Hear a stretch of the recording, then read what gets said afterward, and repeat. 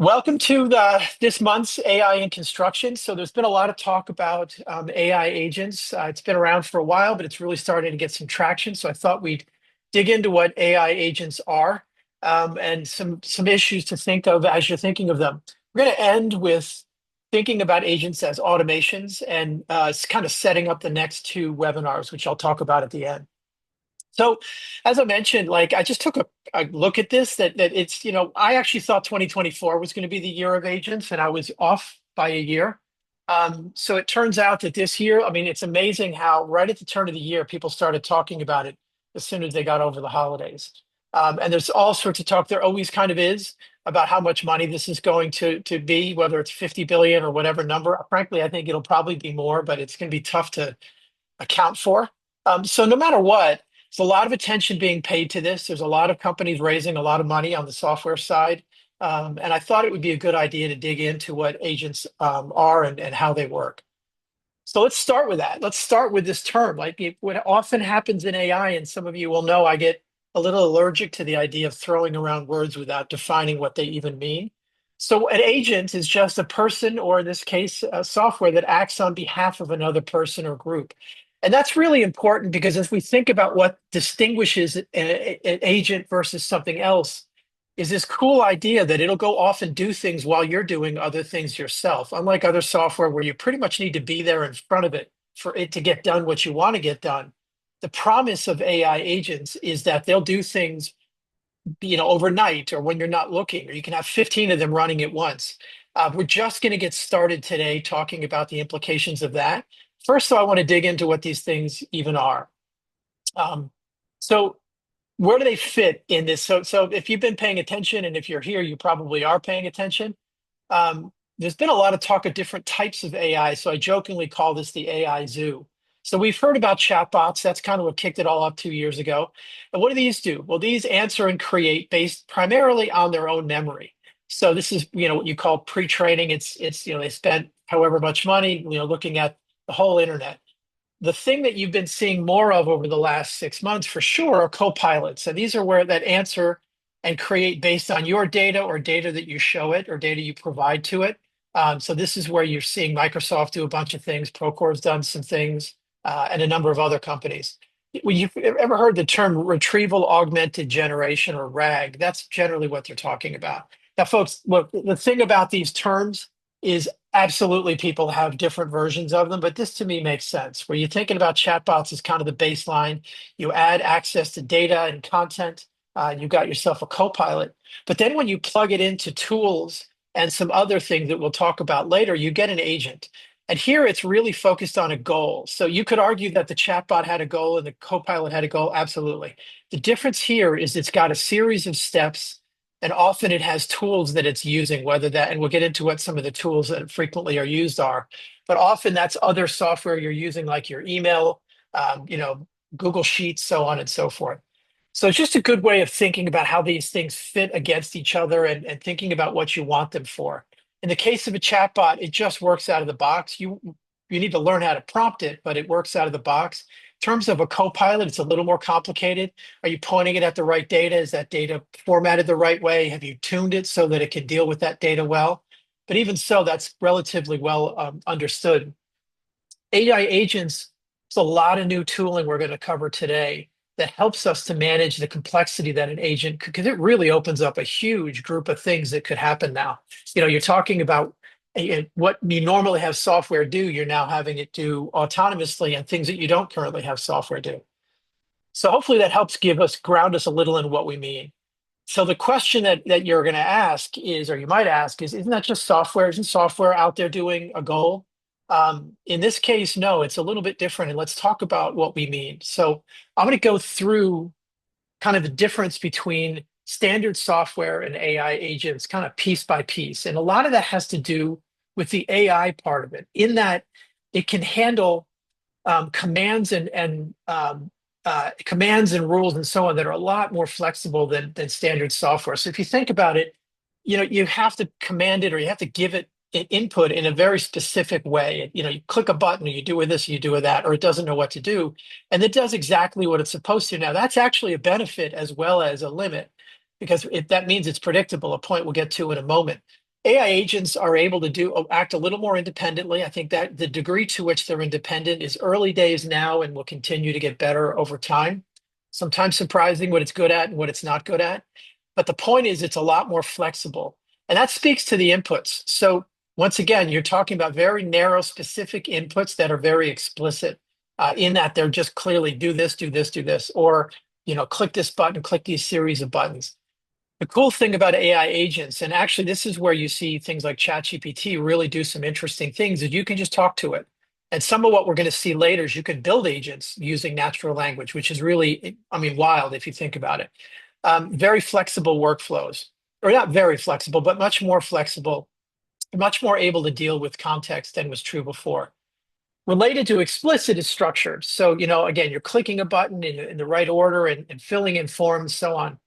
Again, it handles natural language inputs, not just as the language, but also how unstructured the language can be. You might say things out of order, you might use different words, so on and so forth. And it's pretty robust to that, obviously within limits, but even the fact that you don't have to use exactly the right words or the right clicks or the right series of things, that already is enormously more useful because you don't have to remember as much. You can just talk to it. And if it doesn't get it right, you talk to it again and it gets it right. Really interesting. Similarly, one of the points that I don't get into so much here, but it relates, is you can ask it to ask you questions so you don't have to know everything. A point that I got into in an earlier webinar. And I think interestingly also, unless a software developer goes in and writes new code, they don't improve. Whereas AI agents are able to take their experience with the last time you use them and feed that back into the current session, either as feedback, as an error, or just experience that this is how, Hugh likes to have this thing done or whatever it might be. And the final one that is really interesting because it's just again a totally new behavior is software will fail if the inputs deviate from expected formats. So if you don't give it what it wants, it doesn't know what to do. It just stops. It either fails, it goes into a loop, or it gives you a failure message. AI can be much more fault tolerant. Now, it doesn't always work that way. You have to work for it. But nevertheless, it's much easier to make fault tolerant than standard software because you don't have to list out every edge case or every instance where things might vary, which is, oh my God, I can't even tell you how much nicer that is. And that's one of the experiences that we often get when we're using AI almost anywhere. Is it's surprising how you can just talk to it and you can get pretty far, and then over time, as you iterate, you can get even better. So those are some ways and it really boils down to the AI thing. It really boils down to the ability to take natural inputs, incomplete inputs, and either infer what you mean or just interpret what you mean. Um, One of the things that comes up when we talk about agents is robotic process automation, which a lot of you probably have heard of. And it's worth noting that there's a big relationship between agents and RPA. In that case, you're automating repetitive rule-based tasks. In this case, usually you've mapped something out that people do over and over again and said, hey, can we just make the software do this? In this case, though, this again is very, very similar to what we talked about before. RPA suffers from a lot of the same limits as standard software because it kind of is standard software. When you introduce AI into this, you don't automatically make an agent, but it's a pretty short hop, or it's certainly a good starting point. And a lot of times, the starting point of defining what the workflows are and really understanding what people are doing is where you would want to start with an agent anyway. So again, RPA is not a bad place to start, and people who've got expertise or experience with RPA are often in a good place to do some of the early hard work of making an agent, a point we're going to get to shortly. So hopefully that all makes some sense. So often when we talk about agents, people are all talking in the abstract. So I wanted to talk about what agents, like just show you. So there's a company called make.com. They actually do some really interesting tooling. So you can go in there in a no code, like you don't have to write any code. You sign into some things, you can hook them up, and you can create your own automations. Here is an example of one where it's taking a new entry in QuickBooks, it's pulling an invoice, and it's putting into a Google Sheet for you. Whether this is important to you or not doesn't matter. What matters here is showing how as simple as connecting these things, and I've got myself an automation. Effectively, I've got an agent. What's interesting about this one is it doesn't actually include AI, and you could call it RPA. I'm not going to get nuts about what terms we're using, but it illustrates the fact that we're not here to celebrate the new dawn of AI. We're here to say, how do we make this stuff useful? And sometimes a step might not require AI, sometimes it will. Here's an example of where we do use AI. So in this case, it's a little bit more complicated. You get something in from MailChimp that goes to a little decision area that says it should go to HubSpot or to search for contacts, or it should go to HubSpot and then go into the CRM to update a record, or in this case, to do something else. And what's interesting is this is where we've added AI. I grabbed this shamelessly from make.com's website, so forgive me if I'm not quite as familiar with it. But the point is, these routers are where the decision is being made. AI is often the way you're going to do that. You can also sometimes, depending on your inputs, do it with something else. Sometimes you can hard code it and so on.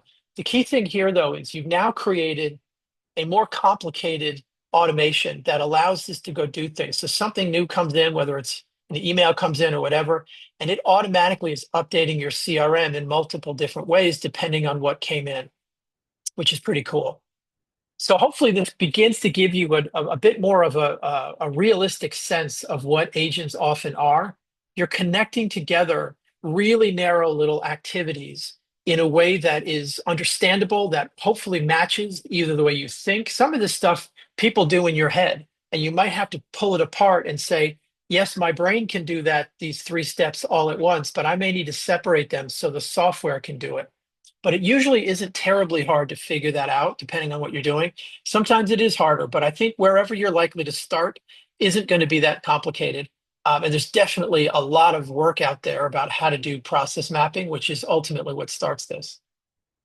Um, and how do we even think about mapping these processes? So this is why, for any of you who've been at a software company, you're going to see whiteboards everywhere. And that's because a lot of software development is breaking down and decomposing processes and trying to figure out, how do I turn that into software? What we're talking about with stuff like this is you're not writing the code so much as finding the functions and features that you can get from software you're already using. And the cool thing is lots of modern software already is connected into a Make or a Zapier or whatever. So they've already done a lot of the work. They can basically give you a toolkit that you can say, how do I line these up so that they match to a process that I've spent time mapping? So how do you figure out what to automate? So we're going to talk about what and how.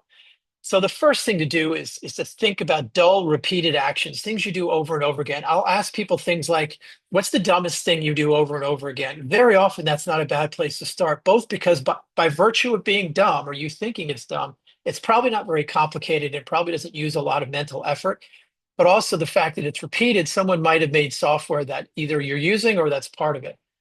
So the next part there is, as I mentioned, wherever you can, you want to use standard software, both because you're using it a lot, but also it's probably plugged into one of these platforms.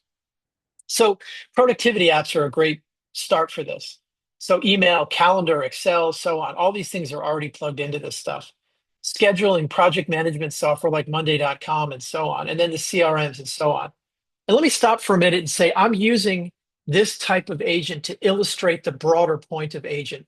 There are definitely, and we'll see that in a minute, companies that are giving you like agents out of the box, but they're in a box. So by doing it this way, I can show you kind of a version of what's in the box that software company has gone and created. Hopefully that makes some sense. So I'm not suggesting you're going to spend your life automating all of what you do, so much as to say, these are agents and this is how you make them. So it can give you a starting point for understanding when a company comes to you with a pre-made agent. It'll also give you some sense of how they can go wrong, and we'll get to that a little bit later.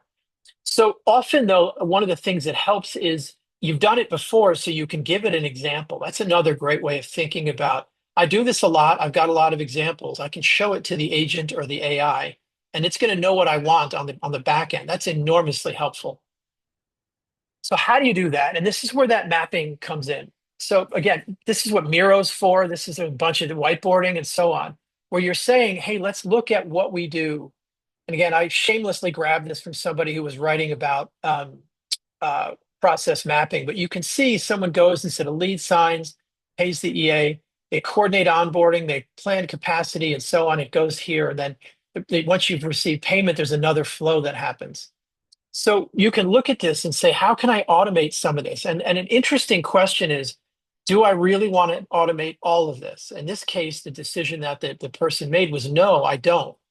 We're going to go and automate what happens after a certain point. So this is stuff that we're doing already. We probably want a human to be part of this, you just because it's more complicated, and right now I just want to be aware of it.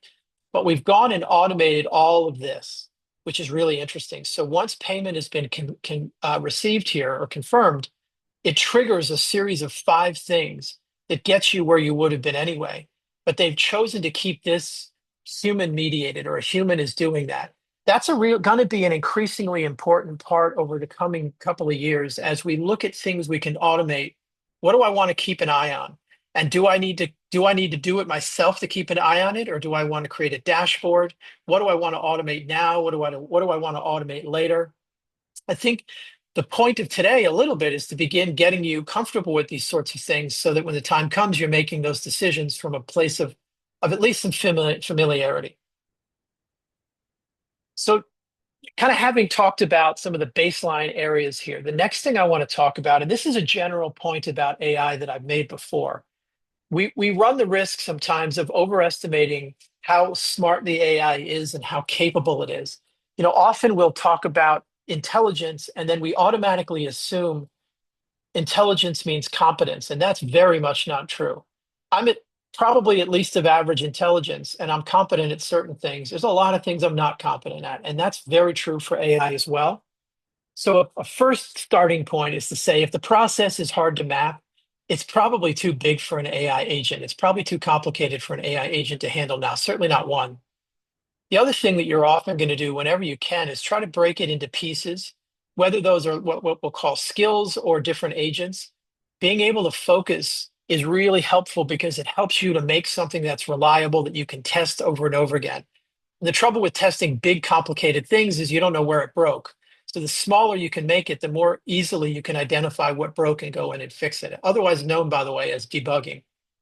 So welcome to that. If you're going to build or be part of building agents, you're going to have to something to do with debugging, or at least be aware that it's happening. So with that, and I hinted at this a moment ago, how do you think about agents? Like, I started with the term agent, not AI agent, on purpose, because the point here is how do you get work done? Right? Not how do I use AI or not, but how am I using software as it's now being, and I think AI agents are providing an impetus, and they're providing kind of focus and attention on the idea of automation. Sometimes you're going to use AI, sometimes you're not. The key thing is how am I getting work done? How am I allowing this to, or how is this allowing me to do more things? Because it's pulling away the things I do over and over again. The focus has to be on scalable, useful solutions. And to do that, they need to be reliable and they need to be repeatable. So what's interesting here is, AI isn't actually great at repeatability. In fact, generative AI, that's the point, is it's doing new things. It's adding creativity, it's adding some flexibility. It's really good at handling ambiguity. But again, our focus has got to be on getting work done. And when my inputs are ambiguous, yeah, AI is going to help me. But if not, then why would I use AI?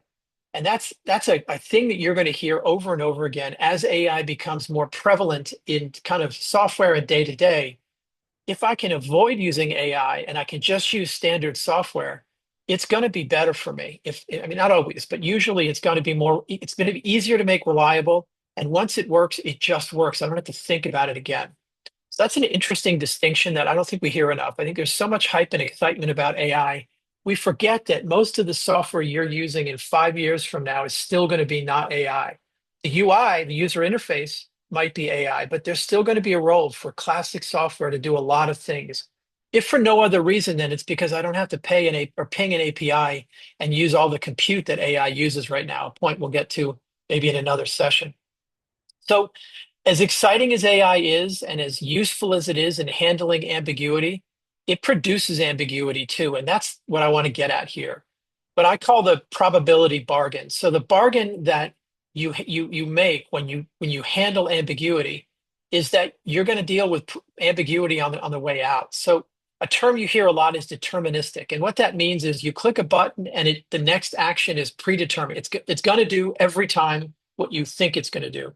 There is no flexibility, but also you can't click a different button and have it do the same thing. You can't talk to it. You can't give it, some email or whatever it is. it's going to need very specific, narrowly determined inputs, which we talked about earlier. But what comes out is reliable, or you have a bug to go fix, and then it's reliable again. In contrast, again, the bargain you make with dealing with ambiguous inputs is you have a probabilistic output, which means that it's likely to be right, but sometimes it's not. And you're going to have a broader set of possible outcomes than you do here. Now, again, you want that in a lot of cases. If you want it to draft an email for you, half the point is it's going to give you something that isn't canned and isn't the same thing every single time. But also, if you're asking it to make a decision to go left versus right, you're going to want to make sure that it overwhelmingly knows that 90% I'm going to go that way. And actually, it'll always go that way because you've got a cutoff. So there's a way of dealing with probabilistic outputs that is what we're talking about today, where you want to make the problem narrower. So the problem space is narrower. And problem space is a term that we talk about a lot when we talk about probabilistic software like AI. The cool thing is, again, unlike standard software, AI can handle a problem space. There is no real problem space in standard software. It's going to do X, and then you're going to get Y. In the case of AI, it can handle a broader set of things. So how do we think about the problem and solution space?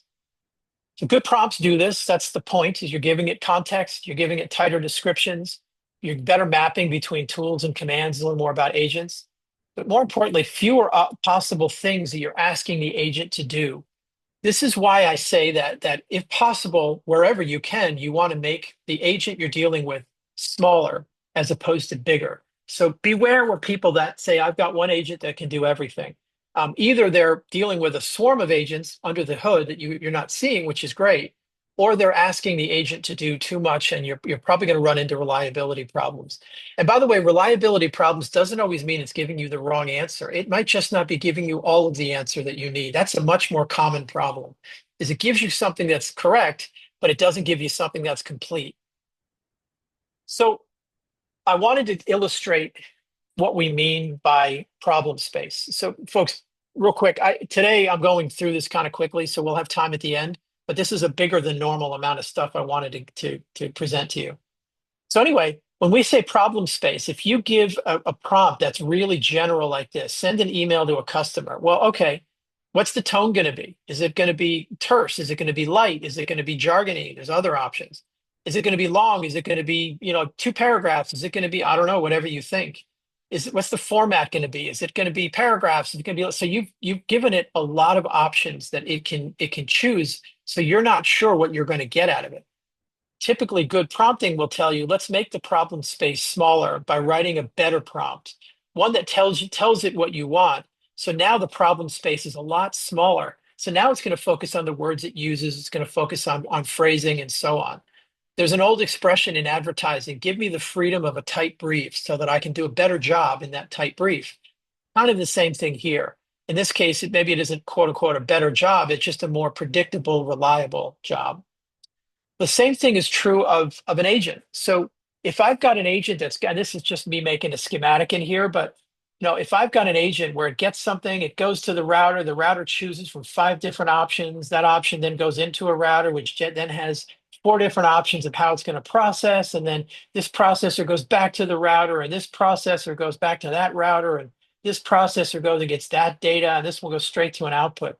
That's asking for trouble because there's an awful lot of ways this can go wrong. There's an awful lot of ways, depending on what your input is, where it might go, and you're gonna spend a lot of time debugging this. In contrast, if you say, hey, let's see if we can make this one simpler and maybe make multiple agents or somehow constrain it, a lot easier for you to test, got fewer options in here, a lot easier for you to turn it into a product that you can rely on. Because the worst thing is you create something like this, excuse me, and it works a couple of times and you forget about it and you start to try to rely on it and it starts kicking out errors or it starts leading you the wrong way. You may not know the first couple of times. It might look right. And then you realize, oh my gosh, it's spitting out the wrong thing. That happens in classic software all the time. It'll happen in agents even more. So this is why you want to make the problem space smaller, because it isn't just that you're getting something that'll work. It's something that you can rely on. You've now been able to debug it because it's a smaller thing to look at. So why does this matter? One of the companies we'll hear about in a second is called Arise, and they actually make tooling for the creation of agents. So they see a lot of agents. And as things have happened over the last 6 months, where more and more companies have tried to put agents into market, they're seeing trends. And one of them is people are making the problem smaller. That's why I'm talking to you about it today, is after 6 months to a year of people trying to make agents, we're learning some things. And one of them is what I'm sharing with you now. If you can make it smaller, it's going to work better. You're reducing the possible things the agent can do. The smaller solution space makes it easier to define that agent, so the front end is easier, leads to a more powerful agent because it's more reliable and you can use it for more things. So a general rule here is make the problem space smaller. I've now beaten this one to death, but hopefully it's breaking through. AI chatbots and copilots, they do better with better and more detailed specific prompt. I've seen prompts that are 3 pages long. You hear about, prompt engineers that make, 300 grand. And I'm like, well, wait a minute, aren't they just writing prompts? When you see one of the prompts that they actually do, you'll realize that it's not so different from software development in that they'll sit there and test and test and test and test and test and wind up with a really complicated prompt. You may find that you need to do that with your agent too, but in the short run, just focusing on focus and specificity allows you to test it and hone in on where the issues are, resolve them, and then make it reliable. That is what software development is. No one's asking you to learn how to write software, but you functionally are making software just without the code. And you'll hear this over and over again. Reliability is really hard. One of the things I heard the other day is that venture capitalists now are being really careful about what they fund because they want to see that it's scaled and people are using the agent or whatever typically I'm talking about an agent. They want to see that real people have used it in the real world repeatedly and often. Because in the beginning, a year ago, everybody was saying AI this and AI that, and they realized later that some things that look good in a demo don't actually scale very well. This is how you scale by making it smaller, decomposing your items so that you can really focus on making them reliable. And as I say at the end, the reality of any software development is you're creating it is hard, but debugging it is really hard.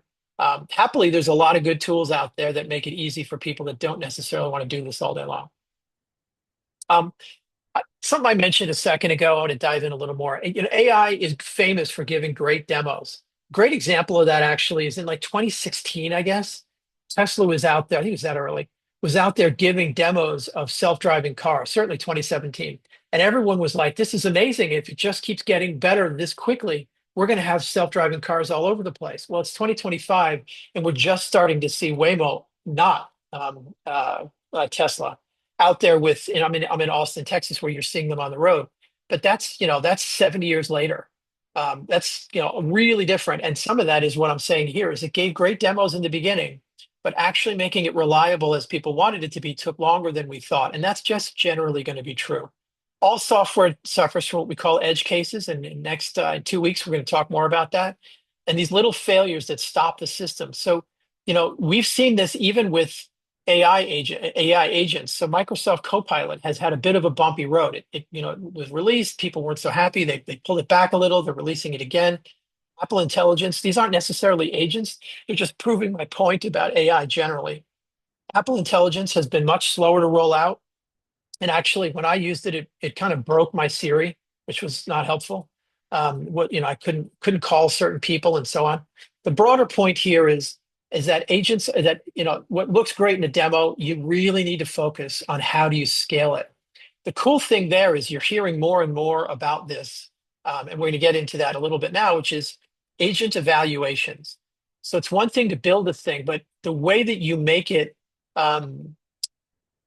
yeah, thank you. Kevin just kind of probably uses Copilot more than I did in the chat. He was just commenting that it's getting better. Yeah, Microsoft knows how to make software, so they will figure it out. It's just, like I say, they rolled it out a little quicker because they probably had a story to tell Wall Street. What we're seeing now, and this is really cool, this is where it really starts to get pro, and you're going to see it in your real work, not your real life, is we're getting more and more focused on evaluations. I've heard some folks in Silicon Valley say that what differentiates one company from another is often how good their evaluations are. And interestingly, this is where in the construction space, knowledge of construction is going to wind up being important, both because it makes you brief a better agent and create a better agent. But also, I think this is really important. Evaluations are going to become one of the places that companies differentiate and prove they're better because their evaluations bake in knowledge of the industry, knowledge of the reality of processes, and so on. So I think this is super exciting. I'm going to talk a little bit. Arise, the company I mentioned a moment ago, they've done a lot with this. So there's three companies that I know. There's more than this. Just three that I know. Prompt Layer's been around a little while. By all means, and all of them, by the way, do really good videos and often do really good blog posts that are they're more technical than what I'm getting into, but often you can read them without needing to get bogged down in the technical jargon. They just are telling good stories about the state of the art about a lot of this. In fact, some of the research I did for today, I was looking at all three of these. So Prompt Layer is actually really good for testing out prompts. You need to do a little bit of hooking up that takes a little bit of code. But once you've done that, or you had someone do that for you, you can test prompts over and over again. And actually, it's really good. And of course, they have an agent process and agent tooling as well. But they were out there a little bit earlier. Galileo's even more full service and more full scope, as I understand it, than Prompt Layer. Hopefully, I'm not speaking ill of people who know them. Really, really cool. They do a lot of really good stuff. Interestingly, every time I've tried to sign up, they have a waiting list, which I don't love, but obviously it's the nightclub everyone wants to get into. In contrast, you've got Arise, not contrast, but in addition, you've got Arise. They actually do more than just this. They've got machine learning, they've got computer vision, LLM, pure play LLMs, and now they, of course, do agents as well. They have done some good videos and done some good blog posts that I really like. Um, really good question. Sorry, I'll just stop real quick. Yes, I'll make the PDF of this available. I'll post it in a certain way on YouTube in the notes. Yeah, I know I'm going kind of fast. Thank you guys for your patience. But again, this will all be posted on YouTube, and I'll do a slide share, whatever the thing is called. So, I talked kind of in abstract about what goes wrong. Well, there's a couple things that we know will go wrong. The API calls, they fail more often than I wish they did. And so you need to figure out how to make it fault tolerant. And the failure can be a bunch of things. It could be the AI's problem, the API's problem. It could be just some network thing. But when you're doing like sending an API to consumer software, it just messes up sometimes and it doesn't make sense. You try it again and it works and there's nothing wrong with your code. So you want to be fault tolerant and figure out how to avoid that. Sometimes if you're using some of these excuse me, human inputs, these ambiguous inputs, it might not get it right. You might have the input might be too vague, it might be misleading, it might mean more than one thing. We talked about the benefit of AI is that it's creative. Well, maybe it's got creative in a way that you don't want. Filters. So one of the things that is inherent in this is you'll often be putting filters in the process. So it's only passing through the things that you want. And maybe that didn't work, or maybe you defined it the wrong way. Maybe you said the inputs you should expect are this, and somehow an input came in wrong. Way back in 2019, we created an AI voice product that would do daily reports. And my good friend Damon Hernandez tried it out for me. And I had in the beginning, are you done for the day? And it was a yes or no question. I think that was just a question, but no matter what, it was a yes or no question. And Damon said maybe, because he writes software and he knew that we'd done it wrong. And it broke because I had an expected range that was not how people really talk. That generative AI is better than that. It would probably handle it. But the broader point is faults happen. And so how are you making sure that the amount of faults that are possible is a narrower range? How are you making sure that you've allowed for that and you've got a fail safe? The idea of fault tolerance is building in a kind of a loop so that if it fails, it'll try again. And if you think about testing, some of this you'll do, some of this you'll hire someone to do, some of this you'll just be part of. But the key thing here, and this is the point I'm trying to make, is make it as granular as you can. You're going to want to test each node. The tools make this easier. A lot of the tools that we're talking about don't need code. But then you test a set of nodes that we often will call a skill. You test the whole thing, then you test with a bunch of inputs. You test with people you don't know. This is what beta testing in software is, just like normal software. So it's as you think about the process that you're going to be a part of or you're going to ask someone to do for you, expect this and demand this. You want to know that they're testing it so you can count on it. They may even give you a dashboard or some kind of a report to say, hey, we ran We automated a test and we ran it 100 times and it, worked 99 times. Um, but that kind of speaks to our general rules here is whenever you can, split off skills into their own agents that can then just be used by another agent. So you're going to hear more and more about agents as people call them swarms, which I don't love. They call them crews. There's a company called Crew AI that does this for a living. There's just some really cool frameworks out there that will allow you to not just have one agent, but have 20 agents that are really specialized. You've made sure they're bulletproof. So each of these mini agents you've just tested to the point where you trust it, you know it'll work. Then you want to think about your elements being fault tolerant. This again was my point. And sometimes, as the consumer of this, you may purposely try to throw a wrench at it to see what it does. In fact, I encourage that. By knowing how all this works, you become a better consumer, a better buyer of it, and hopefully you'll start doing some of this yourself. Avoiding loops and freezes. This is the biggest one, is it gets into a loop which looks like a freeze to you. Some of this is the early part where you really spent time mapping from the output of one node into another's output, and then just test the heck out of it.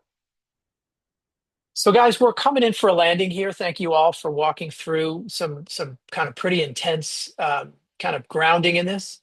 Now I want to get into the agents that are out there that you can use. So some of you may have heard OpenAI has got three agents out there. The one that I've heard of, well, that seemed to be the biggest deal, and it turns out I don't think people love it as much, is called Operator. Basically, what this will do is it'll go operate and go do stuff for you, very usually pretty personal stuff. So, and by that I mean things that you do as a person, not as a business. Although technically it can do that too. I've just heard about it for, book me a restaurant. In this case, I live in Texas where HEB is kind of the big place to go shopping, and they have I had it go to, I have an account there where it'll deliver for me. The operator will do daily tasks like this. So it's going through and it's actually, I tell it to go and, complete my grocery list. It opens its own browser, which is interesting. So it doesn't take over your browser. And then it'll go and it'll operate. I can go do something else and I come in and check in on it. And it's going to say, all right, can you sign in for me? Which is, I want to stop here so we don't have to watch it laboriously go through it all. But it goes and navigates without me telling it to. I didn't give it a URL. It went to HEB on its own. It says, can you log in for me? And then I logged in, and it went and it did everything. And it'll actually check in with you about choices it's making. It'll do all sorts of interesting stuff. So the point here is this is like an assistant that'll run off and do the grunt work and check in with you, sometimes a little more than you want, but it's early days. What I think will happen sooner than later is it'll create its own memory that you choose, including how to pay for things. So it really can autonomously do things. For now, it's what they call a research release. But what is interesting about this, folks, and I want to really start to emphasize, the point of an agent isn't just that it does stuff, it's that it can do stuff while you're not there. And that's where this is, a lot of people are really interested, and I was too, that's what this is doing for you, which is pretty cool. Real quick. Yeah, some fun comments. One that you're hearing a lot about now is deep research. So actually, Google was the first to do this with Gemini, and I'll tell you, man, it's pretty good. Then OpenAI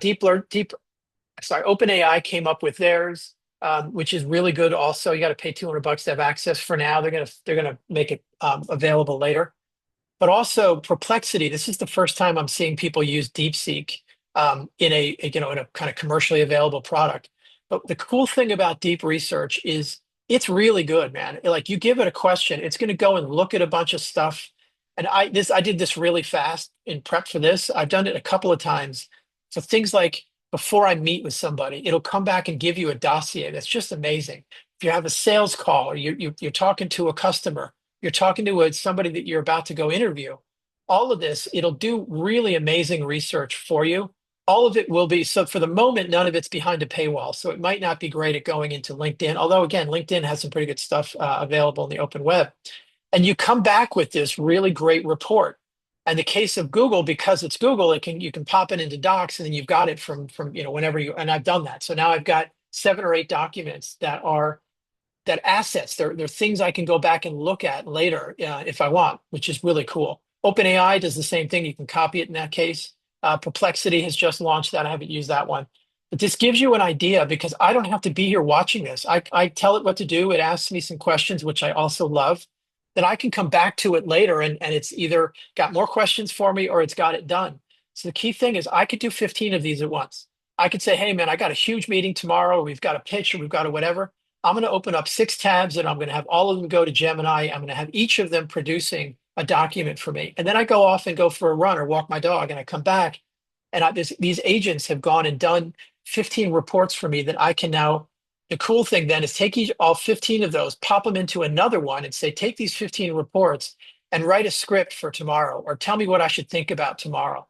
So you're now doing in series things that really, I mean, if you think about how amazing that is, in maybe 10 minutes, I've gone and had pretty senior level research done, then I can pop it all into another one and say, summarize this for me, give me bullets for what I should worry about, give me questions I should ask tomorrow, give me questions that they might ask me, all sorts of fun stuff. We as an industry and as an economy are really not ready, and I don't mean that in a bad way. We don't know how to deal with this kind of capability yet.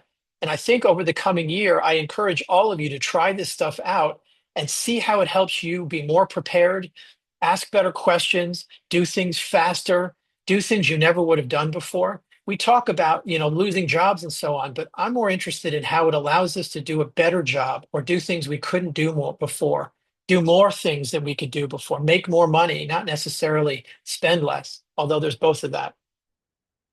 The interesting thing also, and this is, I want to proceed with caution, you can actually get software built.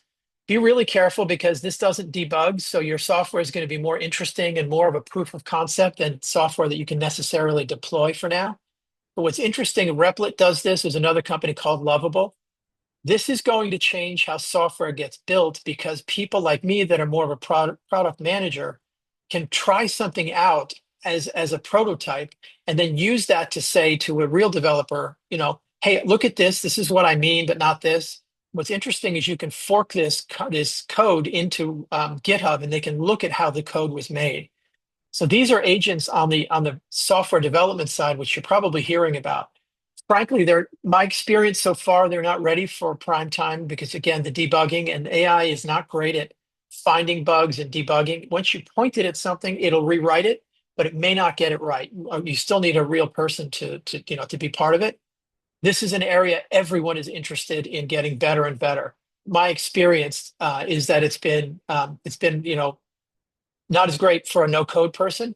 There's a comment in the chat that GitHub was at it first. Actually, their Copilot, I believe, was one of the first. People I know that write software will tell you that Cursor, GitHub Copilot, they're really helpful because they're a tool that someone who understands software and can make up for their weaknesses. It really extends their productivity. So it is pretty great. And I think everyone I know that's using AI to help them write software, it isn't end to end. It's helping with completions. It's helping with all sorts of stuff that's a pain in the neck, but there's still a human that's debugging it and reviewing the code and so on. We'll see. I think that you'll find certain types of software like front end, like simple stuff like websites are just, I think within this year, you'll be able to do a pretty great website without any code. You'll just tell it what you want and then be able to give it feedback. You can kind of do that with Replit now. My experience with it wasn't that great, but I didn't dive in too deep. It's another issue with all of this stuff is it does take an investment in time to get past how to use it and learn how to use it. That's where the power often comes from. I know people that swear by Lovable, so it's just kind of cool. So some of the final points I'll make here is, and this is sort of what I was pointing at before, it's now possible for you as an individual or as a small group to create your own agents. And I think we're going to see a lot of that this year where companies look at where they're spending time, where they're wasting time, and think about how they can automate some of the things that really drive them nuts. Back to my point about what's the dumbest thing you do over and over again. There's some tools that allow you to do this. Zapier, a lot of people have heard of. I made it red because I couldn't recolor it. It's not because I love it particularly. Zapier is actually kind of the oldest. So I find some of what it does is better and some of what it does is a little more constraining. N, I think Nation is how they want to say that. Make, Bubble's a little more website focused, but I'm a big fan of Make. They allow you to do some pretty great stuff. Again, connecting software that you're already using in ways that are really interesting. And that brings us to this point where I say, autonomy is different and it's a new muscle for us. Being able to use these things to automate things like, let's say every morning you have a briefing, like it goes and looks at the next day or two of your calendar. It says, here's for your meeting, here's some things to know about them. Or I've looked at your emails because, again, you've connected it. Unlike Microsoft, where it was kind of doing that automatically, you've chosen to connect it and you've done some things that aren't very difficult to make it only look where you want it to look. But the point is, wouldn't it be great if you wake up every morning and you've got a briefing as if you were getting the president's daily brief? Either because it's looked at the weather and it's looked at what's coming and it's looked at this and it's looked at who you're meeting with and so on. It's looked at LinkedIn, whatever. Or it's giving you, it's looked at all the emails you didn't reply to yesterday and drafted responses that you can go look at and then go tweak and make into your own. This gets us to the point I was starting to say a moment ago is autonomy is really different. We're just not used to this. Yes, maybe you've got staff that do things like that. I think in this case, you're going to be asking it to do things that you would not always ask a human to do because they're maybe a little menial or whatever it is. But having agents work while you're not looking is really cool.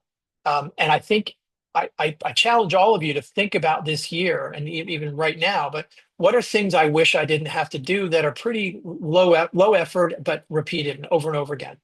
Like I mentioned, wake up with drafts for unreplied emails, get a briefing on all your meetings, get a folder of documents sorted. I had someone from a GC, I was like, what's the dumbest thing you do? He's like, well, QA comes and they give us a list of things that they found. It's not the final punch list. It's what they found this week or this period. And it's usually not ordered the way I want. We have to sit there and go through it. I'm like, that's a great little automation. It doesn't, it's just based on some simple rules. It's, 20 minutes to an hour, depending on the list that you don't have to do. It's just done for you. Like there's going to be a lot of little things like that it'll give you a draft and maybe you want to go noodle it yourself, but it did 80% of the work for you. Wouldn't it be awesome if all the a lot of the little things that you do, you got an 80% draft and you just had to be the editor? I find that really, really cool. So I'm going to end with a final point, though, that keeps coming up. And this is the idea that AI is going to take over. I just yesterday heard somebody talking about how I don't even know what anyone's going to have a job doing in 5 years. And the counterpoint that was made on that call was, products, models aren't products, workflows aren't jobs, tasks are not roles. So the distance between an automation and somebody's whole job it's a pretty big gulf. We know things as humans because we're in the room while people are talking or we're on a Zoom or whatever. We have context that's really hard to get into AI right now. And that may change over time, but in the time period that we're all worried about, the next 3 to 5 years, our jobs are going to change for sure. The things you can get software to do are changing as we speak. I've just shown you a way that some of them can. But it's worth keeping in mind that AI is still narrow. Even if we have quote unquote AGI, artificial general intelligence, that doesn't mean that it can do everything. It just means it can be taught to do a lot of things, or really everything a human can do. But it doesn't mean it was taught, and it doesn't mean we even know how to teach it. So that'll be an interesting one over the coming years. Is as AI becomes more capable, and as our agents become more capable, we are going to have to learn how to even tell them what we want to do. And it's not going to be as simple as, following someone with video and so on. So I think there's a lot of excitement and it's deserved. I think we all want to be careful about how far we're trusting it yet, and make sure we're doing all the things I showed today, which is test, test, test. Okay. So with that, I'm going to open up for questions. Before I do, we've got two. I just am really excited about this. So in 2 weeks, we're going to talk about, some of the things I talked about today, evaluations and how to really think about how to make this. And then in about a month, we'll talk about working with AI agents, which is going to be much more about real use cases and diving into creating agents. I'm not going to be talking about companies and their products. There's some out there that are great, but that's not really what I'm trying to get done here. We'll talk a lot more about how to automate things and give some real specific examples.